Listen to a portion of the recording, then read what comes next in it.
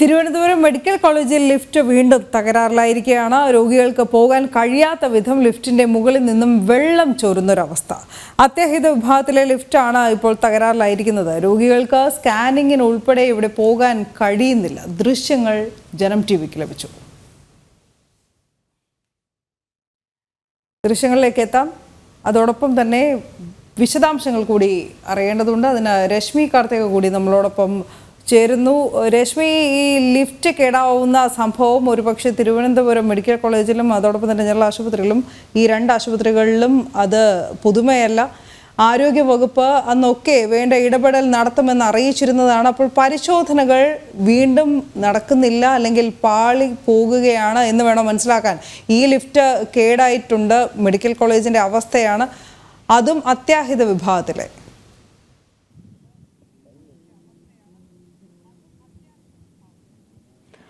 Anu, Thiruvananthapuram medical കോളേജിൽ ഈ ലിഫ്റ്റുകൾ തകരാറിലാകുന്നത് ആദ്യത്തെ സംഭവമല്ല. കഴിഞ്ഞ ഒരു മാസത്തിനിടെ 4ഓളം തവണ ഇത്തരത്തിൽ ലിഫ്റ്റുകൾ തകരാറിലായിട്ടുണ്ട്. രവീന്ദ്രൻ എന്നുള്ള ഉള്ളൂർ സ്വദേശി OP ബ്ലോക്കിലെ ലിഫ്റ്റ് തകരാറിലായത് കാരണം 42 മണിക്കൂർ ആ ലിഫ്റ്റിൽ കുടുങ്ങിയത് വലിയ രീതിയിൽ ചർച്ച ചെയ്യപ്പെട്ടൊരു വിഷയമാണ്. അതിനുശേഷം വീണ്ടും ഈ ഒരു ഹൗസ് സർജനുമായി രോഗി പോയ സമയത്തും സമാനമായ രീതിയിൽ ലിഫ്റ്റിൽ 2-3 മണിക്കൂർ കുടുങ്ങിക്കിടക്കുന്ന ഒരു സാഹചര്യമൊക്കെ ഉണ്ടായിരുന്നു. നിരവധി ലിഫ്റ്റുകളാണ് തിരുവനന്തപുരം മെഡിക്കൽ കോളേജിലുള്ളത്. ഇതിൽ ഒന്നുപോലും കൃത്യമായി പ്രവർത്തിക്കുന്നില്ല എന്നുള്ളതാണ് നമുക്ക് ലഭിക്കുന്ന വിവരം. ഇപ്പോൾ ഈ ലിഫ്റ്റ് കേടായതല്ല ഇപ്പോൾ നിലവിലെ ഒരു പ്രശ്നം. അതായത് ലിഫ്റ്റിന്റെ മുകളിൽ നിന്നും വെള്ളം താഴേക്ക് ചോർന്നൊലിക്കുകയാണ്. അതായത് വലിയ ശക്തിയുള്ള രീതിയിൽ ലിഫ്റ്റിന്റെ ആ മുകൾ വശത്ത്, അതായത് അകത്തേക്ക് കയറുന്ന ആ ഒരു ഭാഗത്ത് ശക്തമായി തന്നെ വെള്ളം വീണുകൊണ്ടിരിക്കുകയാണ്.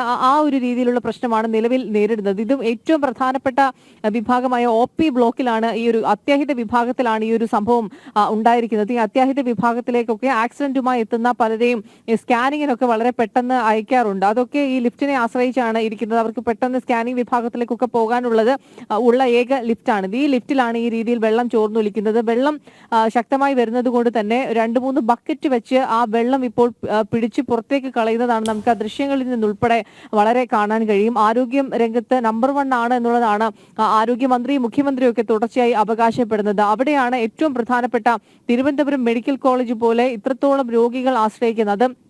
പല ജില്ലകളിൽ നിന്ന്, കേരളത്തിന് പുറത്തു നിന്നൊക്കെ ഏറ്റവും കൂടുതൽ ആളുകൾ ചികിത്സയ്ക്ക് എത്തുന്ന ഒരു ആശുപത്രി കൂടിയാണ് തിരുവനന്തപുരം മെഡിക്കൽ കോളേജ്. അവിടെയാണ് ഇത്തരത്തിൽ ഗുരുതരമായിട്ടുള്ള വീഴ്ച ഉണ്ടായിരിക്കുന്നത്. ഈ മണിക്കൂറുകളോളം ഈ വെള്ളം വീഴുന്നതിനെ തുടർന്ന് രോഗികൾക്ക് ഇതിനകത്തേക്ക് കയറാൻ കഴിയാത്തൊരു സാഹചര്യമുണ്ട്. പിന്നീട് സ്റ്റെപ്പ് കയറിയൊക്കെ തന്നെ അവർ പോകേണ്ട ഒരു ബുദ്ധിമുട്ടാണ് രോഗികൾ ഇപ്പോൾ നിലവിൽ നേരിടുന്നത്. ഈ കഴിഞ്ഞ ഒരു മാസത്തിനിടെ നിരവധി തവണ ഈ ലിഫ്റ്റുകൾ കേടാകുകയും അതിന്മേൽ ശക്തമായിട്ടൊരു നടപടി, അതായത് താൽക്കാലികമായി ഈ ലിഫ്റ്റുകളുടെ പ്രശ്നങ്ങൾ പരിഹരിക്കാതെ അതിന് കൃത്യമായിട്ടൊരു പരിഹാരം വേണം എന്നുള്ളതാണ് ഉയരുന്ന ഒരു ആവശ്യം. അതിൽ ആരോഗ്യവകുപ്പ് കൃത്യമായ ഒരു ഇടപെടൽ നടത്തണം എന്നുള്ള ഒരു ആവശ്യം ശക്തമായി തന്നെ നിലനിൽക്കുന്നുണ്ട്. കാരണം തിരുവനന്തപുരം പോലുള്ള മെഡിക്കൽ കോളേജിൽ, അതും അത്യാഹിത വിഭാഗത്തിൽ ലിഫ്റ്റുകളിൽ നിന്ന് വെള്ളം ചോർന്നൊലിക്കുക, അല്ലെങ്കിൽ അകത്തേക്ക് കയറി കഴിയുമ്പോൾ ലിഫ്റ്റ് തകരാറിലാകുക, പല ലിഫ്റ്റുകളിലും കേടാവുകയാണെങ്കിൽ ഒരു മുന്നറിയിപ്പ് ബോർഡ് പോലും അവിടെ വെക്കാത്തൊരു സാഹചര്യമുണ്ട്. അത് തിരിച്ചറിയാനാകാതെ രോഗികൾ അകത്തേക്ക് കയറി പോവുകയും പകുതി വഴിയിലെത്തുമ്പോൾ ഇത് കുടുങ്ങി നിൽക്കുന്ന ഒരു